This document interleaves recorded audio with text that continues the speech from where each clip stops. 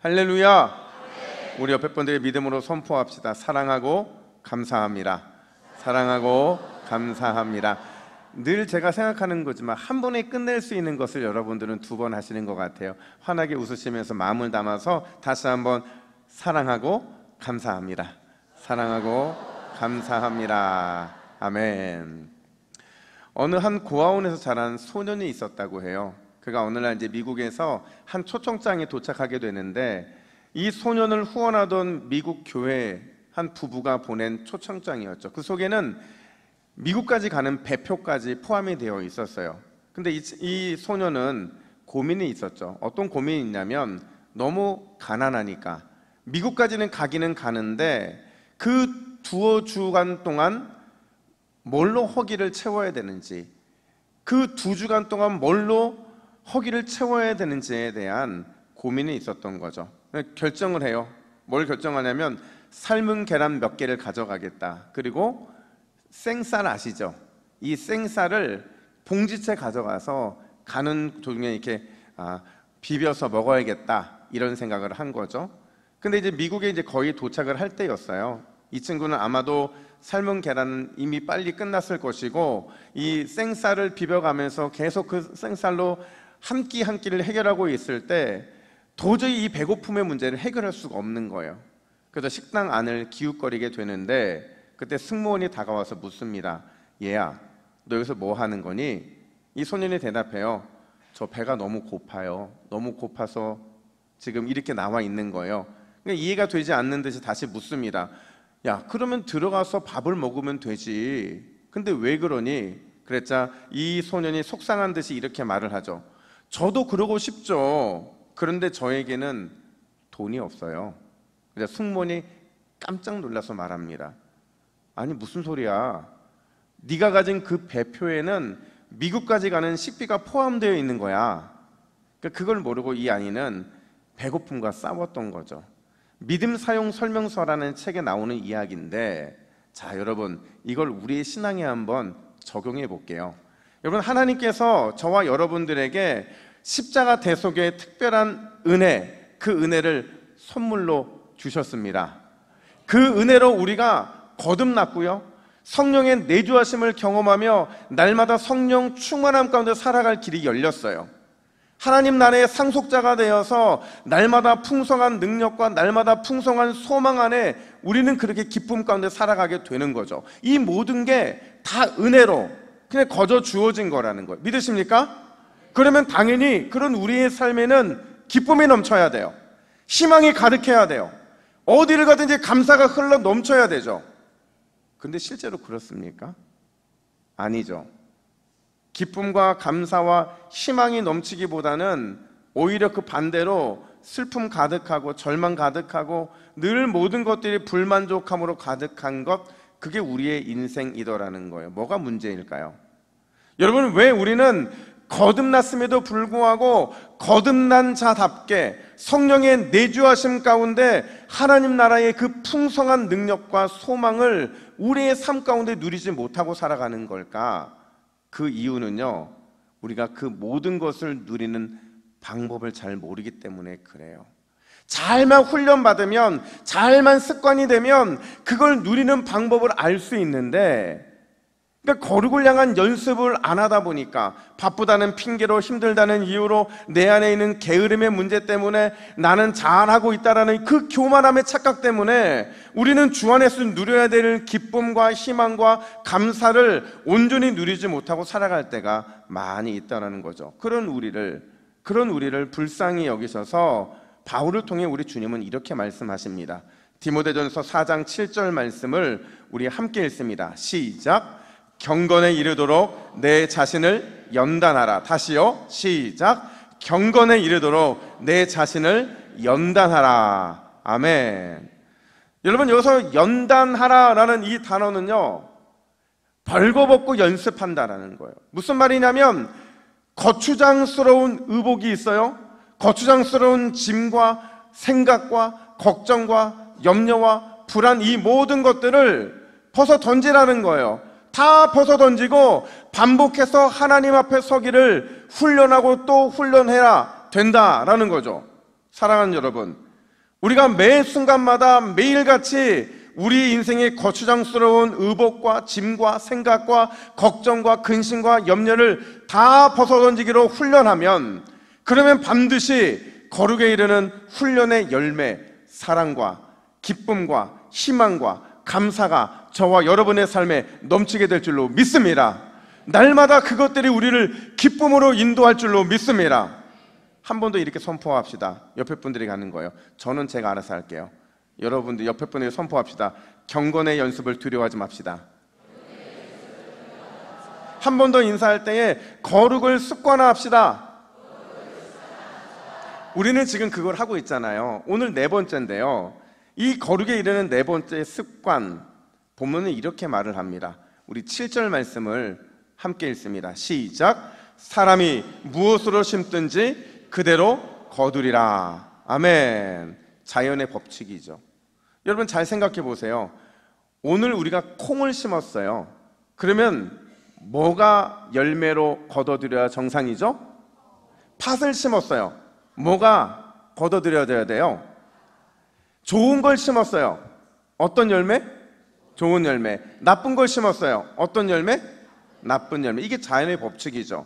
그런데 이건 동시에 믿음의 법칙이기도 하다라는 거예요. 우리가 거룩을 심으면요, 거룩에 합당한 열매를 거둘 것이고, 부정을 심으면 부정에 합당한 열매를 거두게 되죠. 또 선을 심으면 선을 거두고, 죄와 악을 심으면 그에 합당한 열매를 맺는 것, 이게 믿음의 법칙에 따른 당연한 결과라는 거예요. 이걸 너무도 잘 확신했던, 잘 경험했던 욥이 뭐라고 말을 하느냐? 욥기 4장 8절을 우리 메시지 성경으로 읽습니다. 시작. 내가 본 바로는 악을 갈고 재난을 뿌리는 사람들이 악과 재난을 거두어 들이더군. 확신인 거죠. 악을 갈고 재난을 뿌리는 사람들을 가만히 들여다봤더니 결국 악과 재난을 거두어 들이는 것을 보게 되더라는 거예요. 호세아 선지자 역시도 죄악에 빠져있는 백성들을 향해서 뭐라고 선포하느냐? 호세아 8장 7절 말씀 같이 읽습니다. 그들을 보아라. 헛바람을 심는 그들 결국 광풍을 수확하게 될 것이다. 거짓과 악을 심으면 반드시 하나님의 심판을 거둘 수밖에 없다라는 거예요. 그렇다면 여러분, 우리는 무엇을 뿌려야 할까요? 무엇을 심어야 할까요? 특별히 오늘이 무슨 날이에요? 그렇죠? 교사주일이라고 말을 하죠.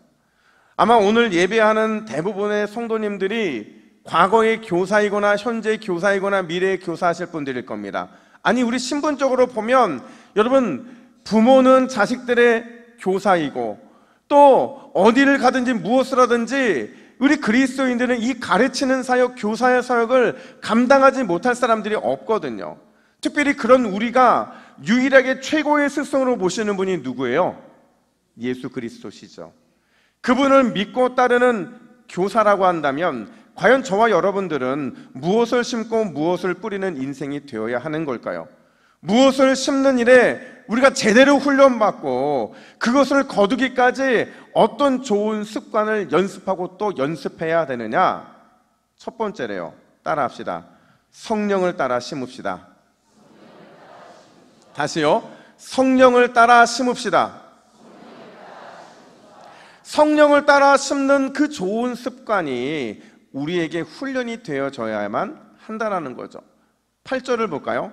8절은 이렇게 말합니다. 우리 같이 읽습니다. 시작. 자기의 육체를 위하여 심는 자는 육체로부터 썩어질 것을 거두고 성령을 위하여 심는 자는 성령으로부터 영생을 거두리라. 아멘. 여러분, 육체를 위하여 심는다는 게 뭘까요? 또 성령을 위하여 심는다는 게 뭘까요? 먼저 육체를 위하여 심는다는 것을 우리가 좀 이해하려면 앞선 5장 19절 21절로 돌아가야 되는데, 우리가 잘 아는 말씀이에요. 육체가 어떤 의미인지, 육체를 위하여 심는다는 게 어떤 열매가 있는지를 5장 19절부터 21절은 이렇게 말합니다. 우리 같이 읽습니다. 시작.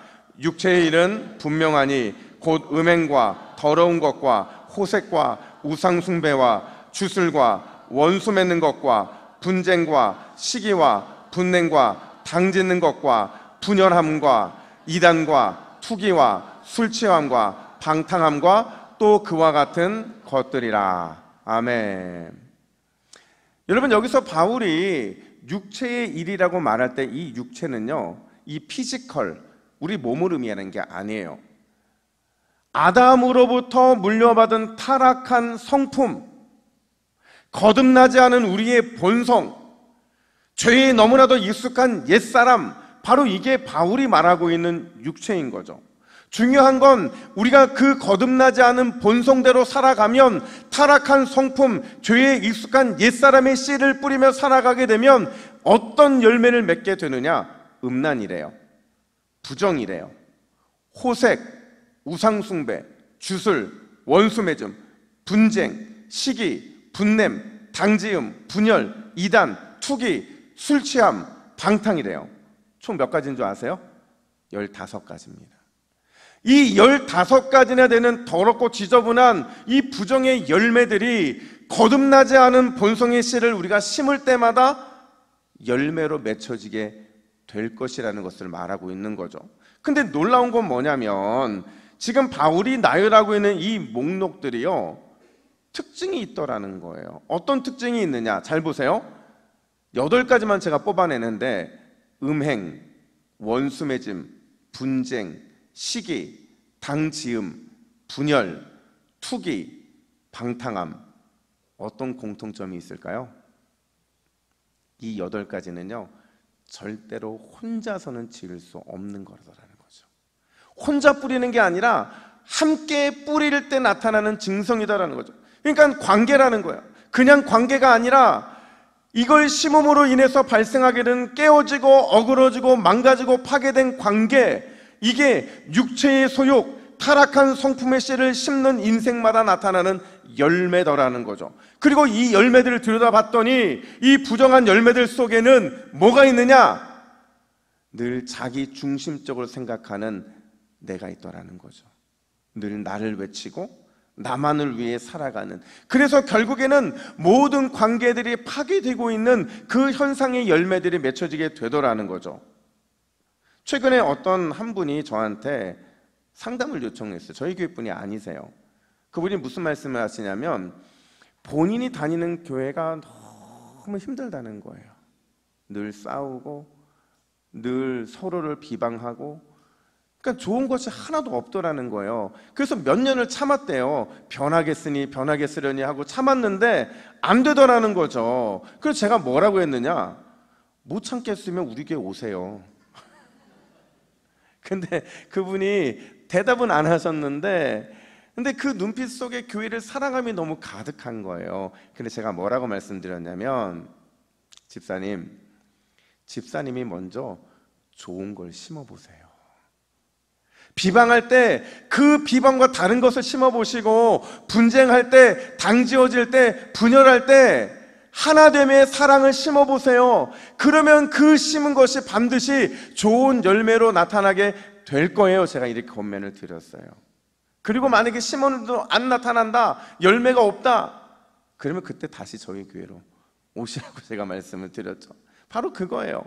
반대로 여러분, 성령을 위해 심는다는 게 바로 그거죠. 성령을 위하여 심는다는 건 뭐냐? 성령 안에서 살아간다는 것을 의미하는 거예요. 더 정확하게 말하면 내 중심, 나의 중심, 나의 삶의 중심, 내 인생의 중심, 내 생각의 중심이 하나님의 나라와 그분의 뜻, 거기에 포커스를 두고 살아가는 것, 그게 바로 성령을 위하여 심는다는 거죠. 그렇다면 여러분, 하나님 나라와 그분의 뜻은 과연 어디에 있는 것이냐? 9절 상반절 보니까 우리가 선을 행하되 이렇게 말을 해요. 또 10절 중반절 보니까 모든 이에게 착한 일을 하되 이렇게 말을 합니다. 그런데 여기서 중요한 것은 선을 행하고 착한 일을 행하는 것, 이 선과 착함이요 절대로 도덕적인 기준이 아니더라는 거예요. 우리가 그냥 착하게 살고 정직하게 사는 것, 그래서 손가락질 받지 않는 것, 이거는 세상 사람들도 살아가는 방법이라는 거죠. 다 그렇게 살아갈 수 있다는 거예요. 이런 도덕적인 삶이 오늘 성경이 말하는 선이 아니라 오히려 바울이 말하고 있는 선은 관계라는 겁니다. 하나님의 영광, 그분이 그 이름에 합당한 관계를 우리가 맺고 살아가고 있느냐, 이웃에게 좋은 영향을 미치는 그 관계를 맺고 살아가고 있느냐가 바로 선이라는 거죠. 그래서 시편 기자는요, 시편 133편 1절에서 이렇게 표현을 합니다. 우리 같이 한번 읽어볼까요? 시작. 보라, 형제가 연합하여 동거함이 어찌 그리 선하고 아름다운고. 아멘. 다른 번역을 보니까 이렇게 번역되어 있어요. 얼마나 멋진가, 얼마나 아름다운가, 형제 자매들이 어울려 지내는 모습이. 시편 기자는 너무 좋은 거예요. 너무 행복한 거죠. 믿음의 공동체 안에서 함께 아름다운 연합의 씨를 뿌리는 것, 그 관계의 모습이 너무나도 감격스럽고 기뻤던 거죠. 왜냐? 여러분, 이거는요, 우리 본성으로는 불가능한 거기 때문에 그래요. 아무리 잘 지내려고 해도, 아무리 아름다운 관계의 씨를 뿌리고 유지하려고 해도 우리의 타락한 성품이 그걸 가만히 내버려두지 않기 때문에 이런 연합과 이런 선함의 씨앗을 뿌리는 것이 너무나도 복되고 귀하고 아름답다라는 거죠. 바로 이게 오늘 본문이 말하고 있는 선이고, 또 성령을 따라 씨를 뿌리는 자의 모습이더라는 거예요. 여러분, 우리가 잘 아는 비유 중에 양과 염소의 비유가 있어요. 한 번도 들어보셨죠? 마태복음 25장 31절부터 46절에 양과 염소의 비유가 등장을 하는데, 아주 심각한 질문 하나 드릴 겁니다. 여러분, 누가 양일까요? 누가 염소일까요? 이걸 좀 바꿔 말해볼게요. 여러분, 여러분들은 양입니까? 염소입니까? 확실하게 대답하세요. 여러분, 여러분들은 양입니까? 염소입니까? 잘 보세요. 우리는 이 양과 염소의 기준을 정하면서 습관적으로 뭐라고 생각하냐면, 예수 잘 믿으면 양이라고 생각해요. 믿지 않으면 염소라고 생각해요. 근데 아니라던. 오늘 본문을 잘 묵상해 보면 우편에 양이 있고 좌편에 염소가 있는데, 이걸 나누는 주님의 기준이 등장하죠. 그 기준이 두 번 반복이 되는데 40절을 읽겠습니다. 우리 40절 시작. 내 형제 중에 지극히 작은 자 하나에게 한 것이 곧 내게 한 것이라. 아멘. 자, 양과 염소를 나누는, 우편의 양과 좌편의 염소를 나누는 기준이 뭐예요? 그렇죠. 선이죠. 관계예요. 선을 행하는 자가, 선을 우리의 삶에서 씨앗을 심는 자가 양이라는 거죠. 근데 선을 행하지 않고 선에 그 씨를 심지 않는 자는 뭐라는 거예요? 염소라는 거예요. 충격적이지 않습니까? 타락한 나의 성품, 옛 본성에 따라서 늘 자기 중심적으로 나를 외치고 나만을 위해서 그 씨를 뿌리는 사람은 염소의 삶을 살고 있더라는 거예요. 근데 반대로 거듭난 성품으로 성령 안에서 선과 사랑을 행함으로, 섬김과 수고를 힘쓰므로 그 씨를 심는 사람, 그 씨를 뿌리는 사람은 양이라고 주님은 말씀하고 계시더라는 거죠. 다시 물어볼게요. 여러분은 양이 되기를 원하십니까? 염소가 되기를 원하십니까? 당연히 양이 되셔야죠. 양이 되려면 부지런히 하나님이 기뻐하시는 선을 심으시기를 축복합니다. 나를 위한 것이 아니라 하나님의 영광과 그분의 나라를 위해서 많은 것들을 심어야 돼요. 나의 이웃을 위해서 나의 것을 포기해가며 많은 것들을 심어야 되는 거죠. 그래야만 우리는 구분하실 때 염소가 아니라 양이 될 수 있는 거예요. 좀 된 얘기예요.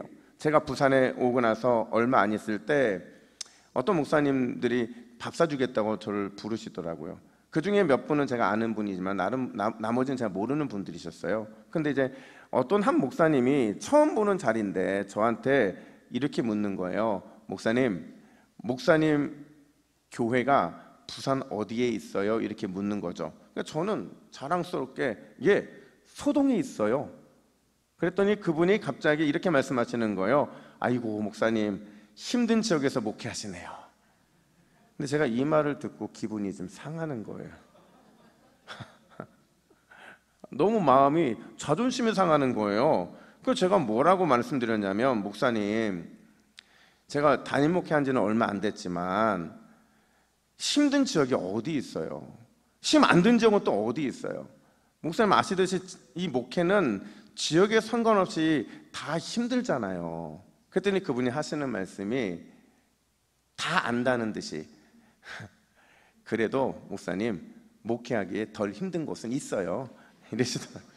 근데 제가 이 말을 잘 해석해 보니까 이런 것 같아요. 뭔가 갖추어져 있으면, 더 많이 쌓여 있으면 그만큼 교회의 역할을 좀 쉽게 더 잘 감당할 수 있다, 이 말을 하고 싶었던 것 같은데 돌아오는 내내 제 마음이 안 풀리는 거예요. 아, 나 이 모임에 가지 말아야겠다. 기분이 안 풀리는, 왜냐하면 이게 제 목회 현장을 좀 무시하는 것 같기도 하고 우리 교회가 있는 이 지역을 좀 폄하하는 것 같아서 마음이 되게 울적하더라고요.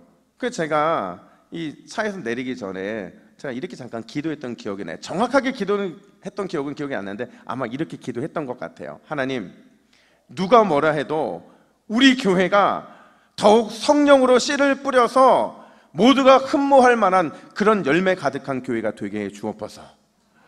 다른 사람이 서동에서 선한 곳이 있겠느냐라고 묻는다면 우리가 삶을 통해서 서동에서도 선한 것이 아니라 하나님의 영광이 나타날 수 있다는 것을 증명하게 해달라고 제가 기도했어요.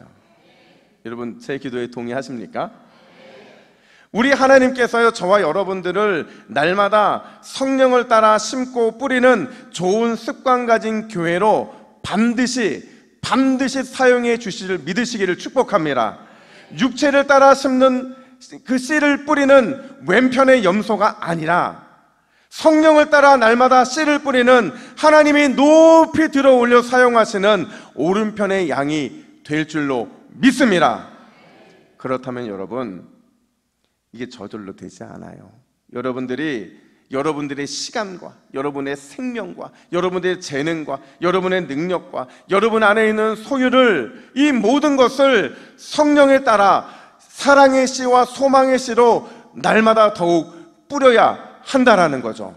근데 뿌리면, 심으면 반드시 놀라우신 주님의 사랑과 은혜의 열매가 30배, 60배, 100배로 차고 넘치게 될 줄로 믿습니다. 여러분 기억하세요. 뿌린 대로 거둡니다. 선한 것을 많이 뿌려서, 사랑을 많이 뿌려서, 소망을 많이 뿌려서 그 열매의 기쁨을 누리시기를 예수님의 이름으로 축복합니다. 두 번째로 따라합시다. 끝까지 기다립시다. 이 말을 바꿔 말하면 지치거나 멈추지 말아야 한다는 거죠. 하나님이 우리에게 원하시는 것이라면 끝까지 기다릴 줄 아는 좋은 습관이 우리 안에 있어야 돼요. 우리는 최근까지 새벽에 계속 누구 이야기를 했느냐? 솔로몬 이야기를 했어요. 저는 솔로몬 이야기를 접할 때마다 늘 아쉬운 마음이 있어요. 어떤 아쉬운 마음이 있냐면 조금만 더 한결같았으면. 그렇잖아요. 여러분 20년 동안 정말 흔들림 없이 온전하게 하나님만을 섬겼거든요. 그래서 번영도 누렸고 형통도 누렸고 안정함도 받아 누렸는데, 아니 그 나머지 20년을, 아니 10년이라도 조금 더 온전하고 더 올곧게 여호와 하나님을 섬겼으면 얼마나 좋았을까. 솔로몬을 볼 때마다 그런 아쉬운 마음이 들더라는 거죠. 여러분 신앙생활이 그렇습니다. 여러분 우리 모두는 멋진 믿음의 경주를 하기를 원하죠. 그런 믿음의 생활 원하세요? 기도하면 기도한 대로 열매가 있고, 은혜를 받으면 은혜 받은 대로 그 풍성한 은혜의 꼴이 우리의 삶에 나타나는 그런 믿음의 경주를 우리는 하기를 원해요. 근데 그때 필요한 게 하나가 있더라는 거예요. 그게 뭐냐?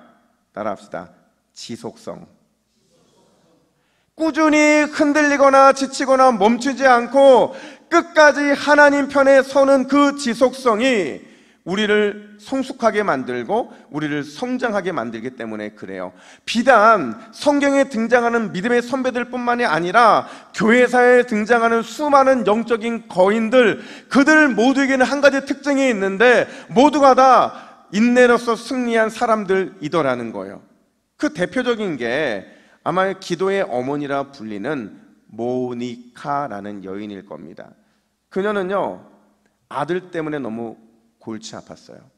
아들이 너무 이른 나이에 방탕한 생활에 빠져서 사생아를 낳게 되는 그 모습을 보면서 엄마의 심정으로 너무나도 마음 아파하며 매일같이 눈물로 기도하고 또 기도했거든요. 근데 여러분, 이렇게 기도했으면 좋은 결과 나와야 되잖아요. 기도의 열매가 아름다워야 되잖아요. 근데 좋아지기는커녕 아들이 돌아오기는커녕 그 방탕한 생활 플러스 이제는 이단에 빠지게 되더라는 거죠. 이단에 빠져서 진리와 비진리를 막 혼란스러워하면서 점점 그 속으로 들어가더라는 거예요. 그럼에도 불구하고 여러분, 모니카는요 흔들리지 않습니다. 지치지 않고요, 주저앉지 않고요, 오히려 하나님 편에 서서 끝까지 하나님의 은혜를 구하며 그 씨를 뿌리더라는 거죠. 이게 몇 년 동안인 줄 아세요?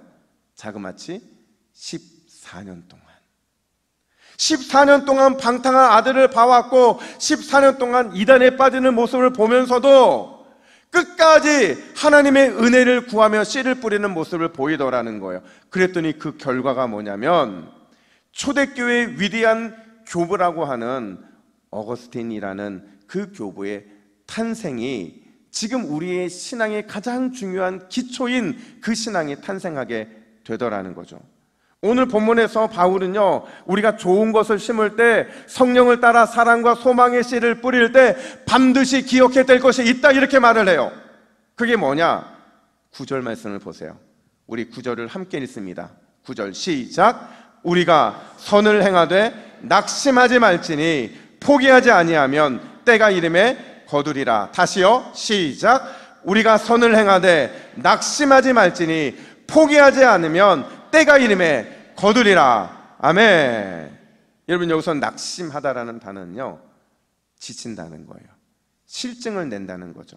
중요한 것은 단지 우리의 영혼, 우리의 마음만 지치고 실증을 내는 게 아니라 이런 일이 반복되다 보니까 육체적인 몸에서도 지치거나 실증을 내는 모습이 등장하더라는 거죠. 근데 그래서는 안 된다는 거예요. 좋은 것을 심고 성령을 따라 사랑과 소망의 씨를 뿌린 이후에 절대로 몸도 영혼도 지치거나 실증을 내서는 안 된다는 거죠. 왜요? 왜 좋은 것을 심은 이후에 우리의 그런 태도가 중요한 겁니까? 왜 낙심하면 안 되는 것이고 몸과 영혼이 지치고 실증을 내서는 안 되는 겁니까? 왜 계속해서 좋은 것을 뿌리고 또 뿌리며 그 사랑과 소망의 씨를 뿌려야만 하는 것이냐? 따라합시다. 성도의 가장 아름다운 성품은 뭘까요? 인내입니다. 성도의 가장 아름다운 성품은 인내이기 때문에 그런 거예요. 우리 하나님께서 우리를 바라보실 때 가장 비중 있게 바라보시는 것이 바로 이 인내인 거죠. 심고 거두기까지 인내하며 기다릴 수 있느냐? 그걸 우리 하나님은 믿음이라고 생각하시고 그걸 하나님에 대한 확신으로 여기고 계신다는 거죠. 여러분, 좋은 것을 뿌렸어요. 사랑과 소망의 씨를 성령 안에서 뿌리고 또 뿌렸어요. 그런데 싹이 보이질 않는 겁니다. 또 싹이 나긴 났는데 그냥 싹만 나고 잎이 피질 않는 거예요. 또 잎은 피었는데 열매가 나타나지 않는 겁니다. 1년이 지나도 2년이 지나도 열매가 나타나지 않는 거예요. 이럴 때 필요한 게 뭐예요? 이때 필요한 게 뭐예요? 인내인 거죠. 로마서 5장 3절 4절은 이렇게 우리에게 말을 합니다. 같이 읽습니다. 시작. 우리가 환난 중에도 즐거워하나니 이는 환난은 인내를, 인내는 연단을, 연단은 소망을 이루는 줄 알미라. 믿으십니까? 성령은요 반드시 인내하는 자를 통해 일하신다는 거예요. 심지어 사랑장 고린도전서 13장 4절에서는 이렇게 선언하죠. 사랑은 오래 참고 인내 없는 사랑은 불완전하다는 거예요. 오직 인내만이 사랑의 완성을 보게 된다라는 거죠.